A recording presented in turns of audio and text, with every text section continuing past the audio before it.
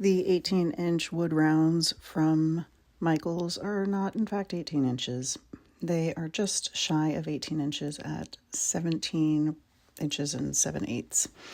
So I will draw an outline of the round on a piece of paper and cut it out. You can do it with scissors or with fancy tool like I have, but just make sure that whatever you're cutting it on is safe. And then once you've got your round, you can fold it almost like you're going to do a paper airplane. What you really want to get is you want to get to that corner, and then cut like the smallest little bit off that corner, because you don't want your hole to be too big, because we're looking for a really efficient center.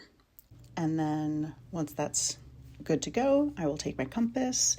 I will mark the outside ring first, because I want to make sure that, in fact, it is equal all the way around.